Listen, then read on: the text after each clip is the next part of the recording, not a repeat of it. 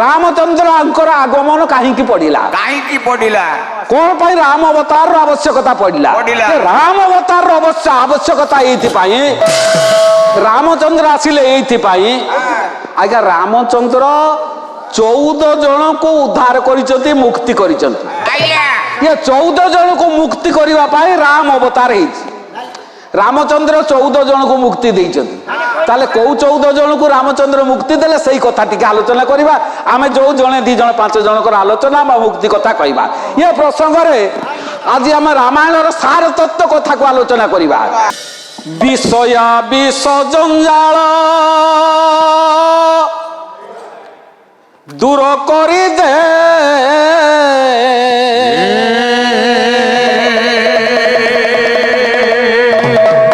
ମନ ଚୈତନକୁ ତୁ ଦୃଢ଼ କରିଦେ।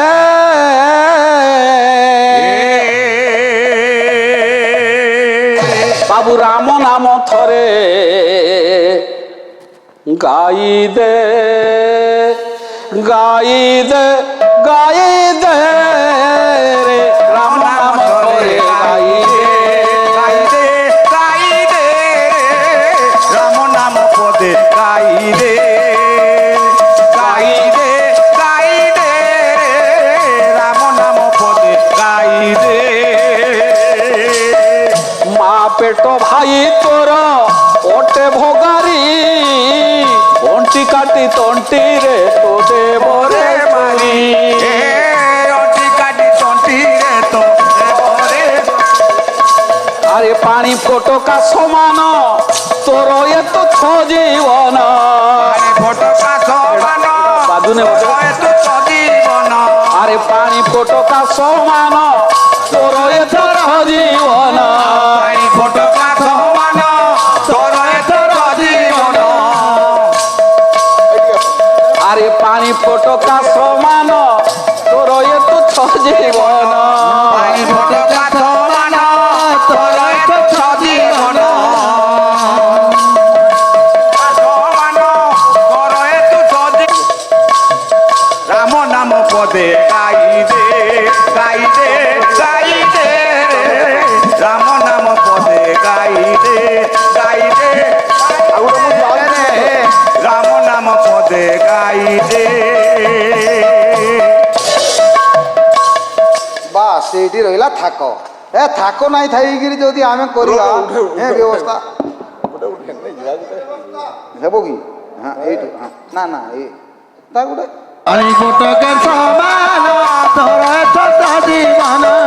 বেড় থাও বন্ধ বাঁধি দে, বাঁধি দে, বাঁধি দে রে হরি নাম পদে গাই দে।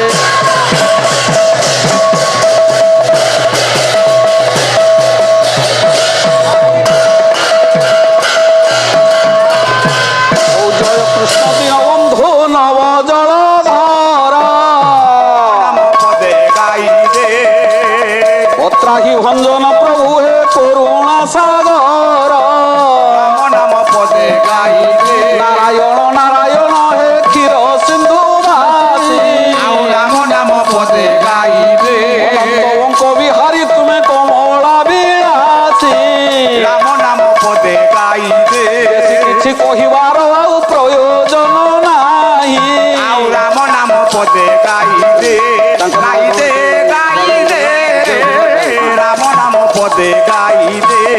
পুଣି পরবর্তী পালি বিজয় বাবুଙ୍କର ଅଛି বল, রাম নাম পদে গাইদে আগে ঢগ পণে বর্ণিবি সে পবিত্র চরিত, রাম নাম পদে ঢগ গাইদে মালি হেলে হে সাক্ষাৎ অমৃত, রাম নাম পদে গাইদে এতিকি বেড়ে সভারে মোর করে নিবেদন, রাম নাম পদে গাইদে হরি বল কর তালি প্রভু হইব নিশন, রাম নাম পদে গাইদে গাইদে গাইদে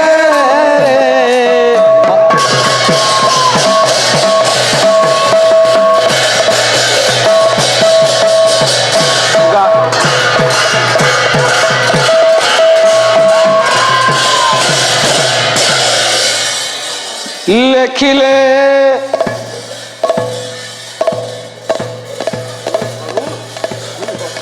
ହୃଦ ବିଦୁଷ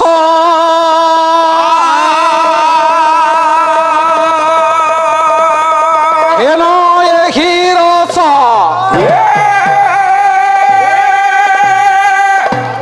ଏ ଛଥା ଗାରିମା ଦକ୍ଷତାର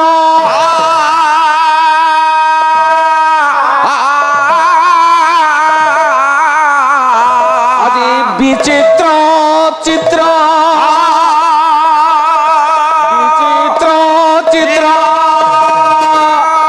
ଚିତ୍ର ଭାନୁନା ସଇ ତମତାପ ବସୁମତିର ବିହି ଦକ୍ଷତା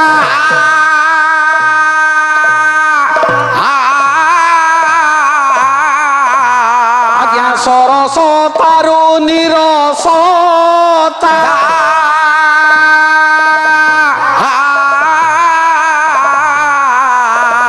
ପଣ୍ଡିତେ ବିଧିର ବିଧାନ ବିଧିର ବିଧାନ ଆଜ୍ଞା କେ କରିବ ଆନ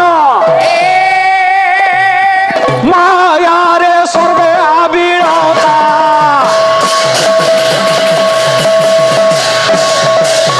ମାୟାରେ ସର୍ବେ ଆବିଳ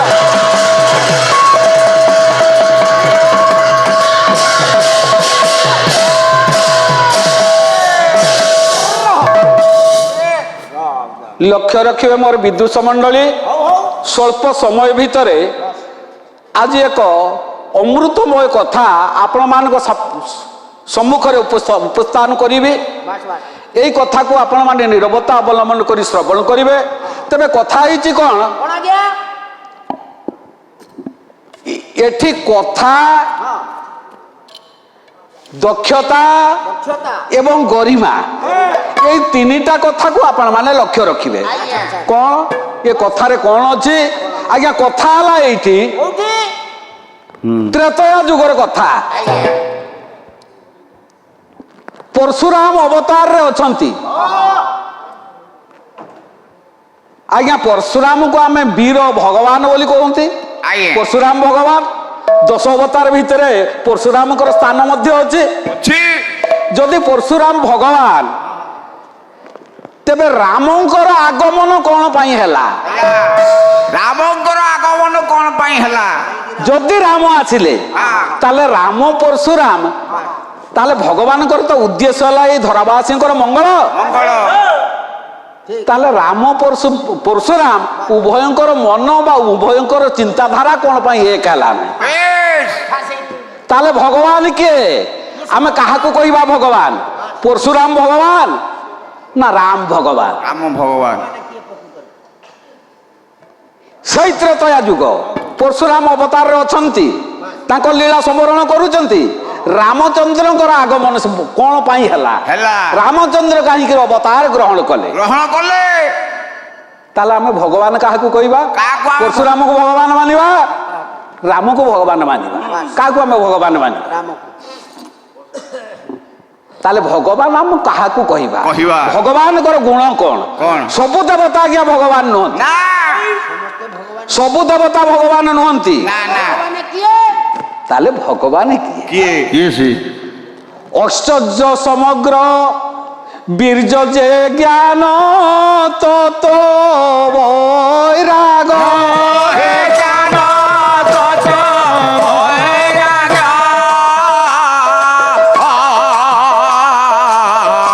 ভগবান এ প্রমাণ ষড তত্ত্ব সংযোগ তত সংযোগ ভোলারে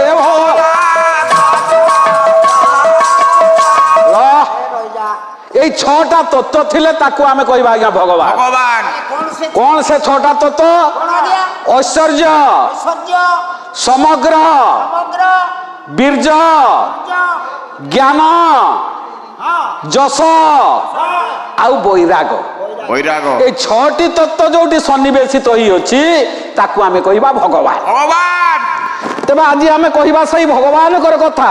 ଆଜ୍ଞା ରାମଚନ୍ଦ୍ରଙ୍କର ଆଗମନ କାହିଁକି ପଡିଲା? କାହିଁକି ପଡିଲା?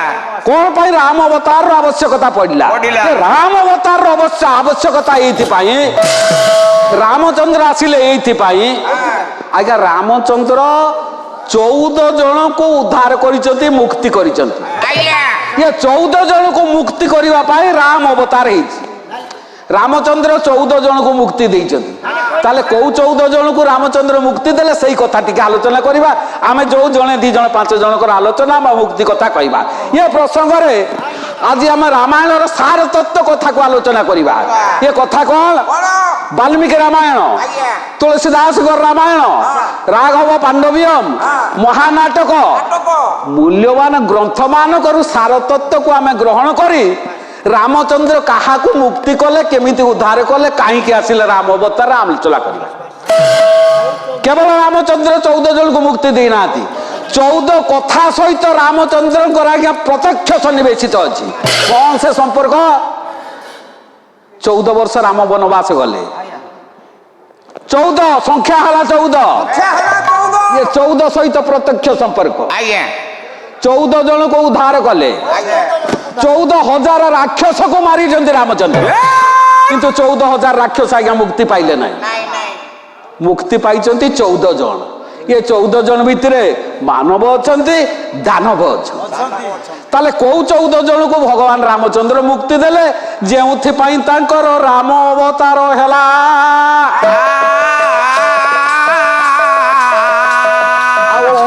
कथा कहबी पंडित टिके श्रवण करिवे भला।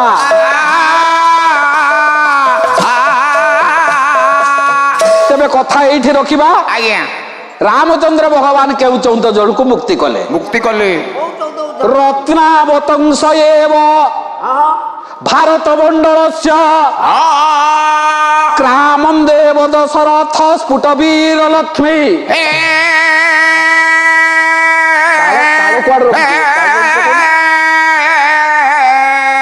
राजा सुमंत्र विहितार विहित पंडुर जोश भीरो तित जोश लोक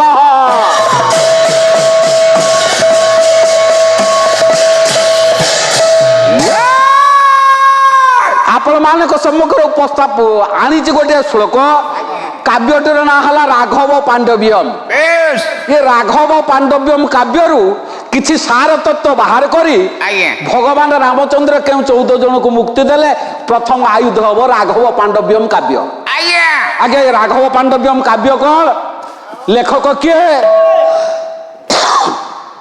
राघव पांडव्यम काव्यर रचयिता होचंती कवि पंडित कविराज।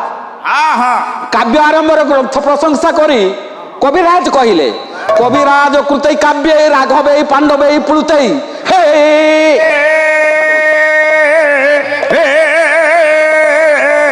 बागार्थ प्रतिपर्तये वंदे वाणी विनायक।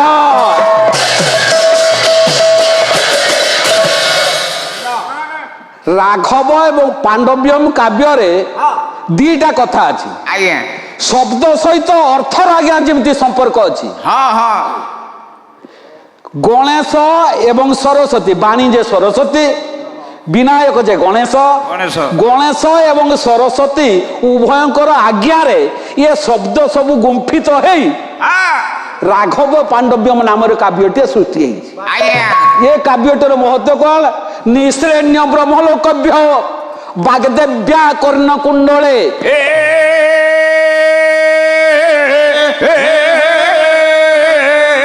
आज्ञा ब्रह्म द्रुम महामूले वाल्मीकि व्यासयो कृति निश्रेण्य ब्रह्मलोकभ्य। आमे समस्त आज्ञा संसार अच्छा ब्रह्मलोक को जीवाई आमर समस्त इच्छा। ब्रह्मलोक को गले आमे मुक्ति पाइबा। ये जो काव्य राघव पांडव्यम काव्य ये राघव पांडव्यम काव्य रे दीटा कथा अच्छी। गोटे कथा कौन? ब्रह्मलोक को जीवाई गोटे सीढ़ी जिते आवश्यकता पड़ा सीढ़ी रे दीटा दंड हवा दरकार। ये दंड दीटा शक्त हवा दरकार। तेबे यही जो सीढ़ी टे तैयारी हेबो से सीढ़ी रे आमे जीवा ब्रह्मलोक को ଏ ସିଡି ଆସିବ କୋଉଠୁ? ବ୍ରହ୍ମ ଦ୍ରୁମ ମହାମୂଳେ ବାଲ୍ମୀକି ବ୍ୟାସୟୋ କୃତି। ବ୍ରହ୍ମ ବୃକ୍ଷର ମୂଳରୁ ଦୁଇଟି ଶାଖା ବାହାରିଲା। ଗୋଟିଏ ଶାଖା ହେଲା ବାଲ୍ମୀକି, ଆଉ ଗୋଟିଏ ଶାଖା ହେଲା ବ୍ୟାସ। ବାଲ୍ମୀକିଙ୍କର କୃତି ହେଲା ରାମାୟଣ, ଆଉ ବ୍ୟାସଙ୍କର କୃତି ହେଲା ମହାଭାରତ। ତାହେଲେ ବ୍ରହ୍ମଲୋକକୁ ଯିବା ପାଇଁ ଯୋଉ ସିଡିଟି ଆଜ୍ଞା ଆବଶ୍ୟକ, ଗୋଟିଏ ହେଲା ମହାଭାରତର ଦଣ୍ଡ, ଗୋଟିଏ ହେଲା ରାମାୟଣର ଦଣ୍ଡ। ରାଘବ ପାଣ୍ଡବ୍ୟ କାବ୍ୟର ଯେତୋଟି ଶ୍ଲୋକ ଅଛି, ପ୍ରତ୍ୟେକ ଶ୍ଲୋକରେ ଗୋଟିଏ ଅର୍ଥ ରାମାୟଣ ପକ୍ଷରେ, ଗୋଟିଏ ଅର୍ଥ ମହାଭାରତ ପକ୍ଷରେ। ରାମାୟଣ ପାଇଁ ଗୋଟିଏ ଅର୍ଥ, ମହାଭାରତ ପାଇଁ ଗୋଟିଏ ଅର୍ଥ, ଶ୍ଲୋକ ଗୋଟିଏ। ତେଣୁ ଏଥିରେ ବ୍ୟବହୃତ ହୋଇଥିବା ଶବ୍ଦ ଏମିତି ସୁସଜ୍ଜିତ ହେଇଛି, ଏମିତି ଗୁମ୍ଫିତ ହେଇଛି ଯେ ବନ୍ଦେ ବାଣୀ ବିନାୟକମ୍, ଗଣେଶ ଏବଂ ସରସ୍ୱତୀଙ୍କୁ ବନ୍ଦନା ଦ୍ୱାରା ଯୋଉ ସିଧାସଳଖ ଆଜ୍ଞା ଆସିବ, ଯୋଉ ଆଦେଶ ଆସିବ, ସେ ଆଦେଶ ହେଇଛି ଏ ରାଘବ ପାଣ୍ଡବ କାବ୍ୟର ଶବ୍ଦାବଳୀ। ତେଣୁ ପଣ୍ଡିତ ଶୁଣିବା ଆମେ ବ୍ରହ୍ମଲୋକ ପାଇଁ ଯୋଉ ସିଡି ତିଆରି ହେଲା, ରାମଚନ୍ଦ୍ରଙ୍କର ଆଗମନ ହେଲା। ରାମଚନ୍ଦ୍ର ପ୍ରକୃତରେ କେଉଁ 14 ଜଣଙ୍କୁ ମୁକ୍ତି ଦେଇଛନ୍ତି, ଉଦ୍ଧାର ଦେଇଛନ୍ତି। ହଁ, ସେ ଆସିବେ। ଠିକ ଅଛି, ଠିକ ଠିକ ଠିକ। ତାହେଲେ ଚୌପଦୀ ଟିକେ ଗାଇଦେବା। କଣ ହେଇଛି କଥା? ର ର ର ଏଠି ଆଉ ଗୀତ ଗାଇବା ପାଇଁ ବେଳ ଅଛି? ତେବେ କଥା ହେଇଛି କଣ? ରତ୍ନାବତଂଶୟବ ଭାରତ ମଣ୍ଡଳସ୍ୟ କାମଦେବ ଦଶରଥ ସ୍ଫୁଟ ବୀର ଲକ୍ଷ୍ମୀ। ଦଶରଥ ନାମକ ଜଣେ ରାଜା ଥିଲେ, ଯିଏ ହଉଛନ୍ତି ପରିସ୍ଫୁଟ ହଉଛନ୍ତି ବୀର ଲକ୍ଷ୍ମୀରେ, ଯେ 10 ଦିଗକୁ ଯାଇପାରିଥିଲେ, 10 ଦିଗକୁ ଯିଏ ଗମନ କରିପାରିଥିଲେ। ମହାଭାରତ ପକ୍ଷର ଅର୍ଥ କଣ? ସ୍ଫୁଟ ବୀର ଲକ୍ଷ୍ମୀ ପଣ୍ଡୁର ଯୋଶୋର୍ଭି ଯୋଶଇବ ଖ୍ୟାତେ। ପଣ୍ଡୁ ନାମକ ଜଣେ ରାଜା, ଯେ ହସ୍ତିନାର ରାଜା ରାଜତ୍ୱ କରୁଥିଲେ, ଯାହାଙ୍କର ଯଶ 10 ଦିଗକୁ ବ୍ୟାପ୍ତି ହେଇଥିଲା, ସେ ହସ୍ତିନା କଟକର ରାଜା ଥିଲେ। ଦଶରଥ ଯେ ରାଜା, ଯାହାଙ୍କର ସ୍ଫୁଟ ବୀର ଲକ୍ଷ୍ମୀ, ଇଏ 10 ଦିଗକୁ ପ୍ରଚାରିତ ହେଇଥିଲା, ଯାହାଙ୍କର ଯଶ କୀର୍ତ୍ତି 10 ଦିଗକୁ ପ୍ରଚାରିତ ହେଇଥିଲା, ସେ ଅଯୋଧ୍ୟା କଟକର ରାଜା ଥିଲେ। ଏମିତି ଆଜ୍ଞା ଗଡ଼ି ଚାଲିଛି ସମୟ। ଦଶରଥ ରାଜା ଅଛନ୍ତି, ଗ୍ରୀଷ୍ମ ଋତୁ ହେଇଛି, ରାଜା ବାହାରିଛନ୍ତି ଶିକାରକୁ। ଛିଡା ହେଇଯା, ଛିଡା ହେଇଯା, ଉଠିଆ। ଚୌପଦୀଟିଏ। ମହା ରାଜା ବନକୁ ହେଲେ ବାହାର, ମହା ରାଜା ବନକୁ ହେଲେ ବାହାର, ମହାରାଜା ବନକୁ ହେଲେ ବାହାର।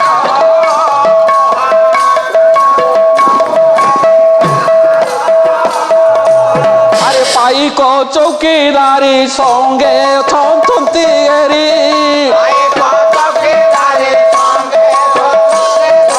আরে পাইক চৌকিদারি সঙ্গে অছন্তি গেরি ফুর্তি, আরে পাইক চৌকিদারি সঙ্গে অছন্তি গেরি। আরে ফুটাই জোড়া গুলি জহর, মহা রাজা বনকু হেলে বাহার।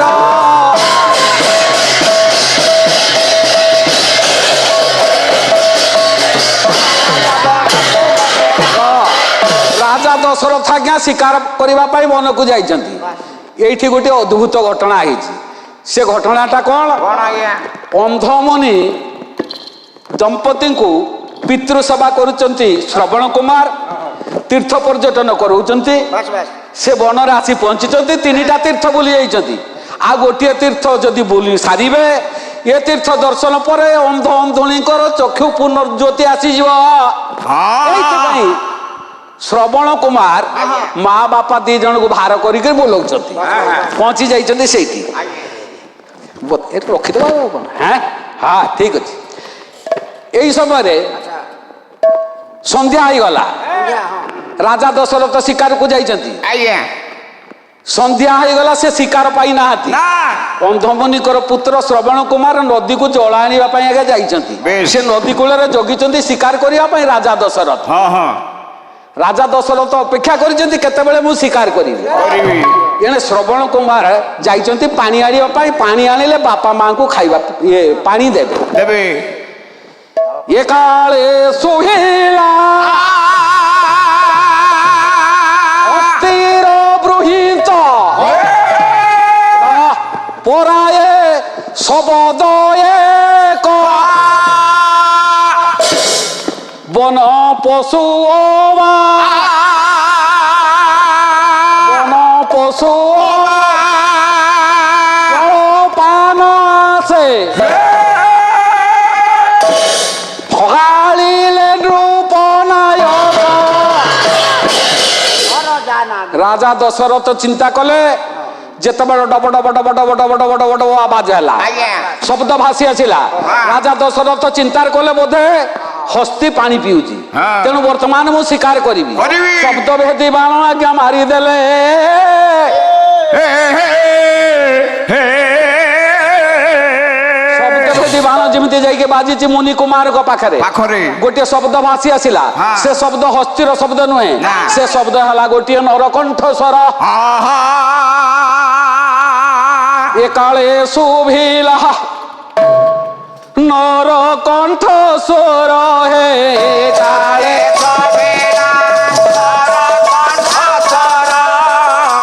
ମଣିଷର ଶବ୍ଦ ଭାସି ଆସିଲା। ହଁ ହଁ ଶବ୍ଦ ଭେଦି ବାଣ ଛାଡି ଦେଇଛନ୍ତି ରାଜା ଦଶରଥ। ହଁ ସେ ଶବ୍ଦ ଭେଦି ବାଣ ବାଜିଛି ଶ୍ରବଣ କୁମାରଙ୍କ ପାଖରେ। ଏ କାଳେ ଶୁଭିଲା ନରକଣ୍ଠ ସ୍ୱର ହେ କାଳେ ଶୋଭିଲା ନରକଣ୍ଠ ସ୍ୱର ପରାଏ ଶୁଭିଲା ଏକ ପରାଏ ଶୋଭିଲା ଏକ ମଣିଷର କଣ୍ଠ ସ୍ୱରରେ ଯେତେବେଳେ ଭାସି ଆସିଲା ଦଶରଥ ରାଜା ଚିନ୍ତା କଲେ ବର୍ତ୍ତମାନ ମୁଁ କରିବି କଣ କଣ କରିବି? ମୁଁ କଣ କରିବି। ହଁ ଆଜ୍ଞା ରାଜା ଦଶରଥ ଏଇଠି କହିଦେଲେ। ପାଖରେ ଯାଇ ଦେଖିଲେ ମୁନି ଶ୍ରବଣ କୁମାର। ଏ ଶ୍ରବଣ କୁମାର ମୁନି ପୁତ୍ରକୁ ପାଖରେ ଯେତେବେଳେ ପହଞ୍ଚିକି ଦେଖିଦେଲେ ଦେଖିଦେଲେ ତାଙ୍କର ଆଉ ଜ୍ଞାନ ରହିଲାନି। ନା କଣ ବା କରିବେ। ଏଇଠି କଥା ରହିଲା। ବନ୍ଦ କରିଦେବା ଠିକ ଅଛି। ଆଜ୍ଞା ଡାକିଦେଲେ ଭଗବାନଙ୍କୁ ପ୍ରଭୁ ମୋତେ ଏ ଜନ୍ମରୁ ପାର କରିଦିଅ। ଭାରି କର ପ୍ରଭୁ ନମ ନାରାୟଣ हे लक्ष्मी वल्लभ हे प्रभु नारायण तुम्हें शीघ्र मत रक्षा कर। हाउ समय हो जाइए से भाई तरतर हेले आउ विलंब करी नहीं मोर ये काम बंद करी एवं भाई मान को आम सुजोग देवा। हौ एतिकी मोर कथा वस्तुटी ये रखीदे गली जान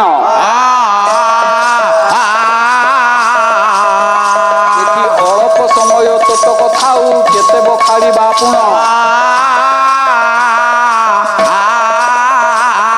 बेसी किछि आउ कैलाश बारिक हेब नाही राउ राउ एठारे मोर कथाटी रहिलानि कि बसा घर टिके जाऊ हौ एणिकी दिन जन शरण रक्षण तुम्हें अट बाहाबा दिन जन शरण रक्षण तुम्हें अट बाहाबा समस्त आनंद सागर हरि बोल हुलहुली कर ताली दियो समस्त दुख दूर हेउ।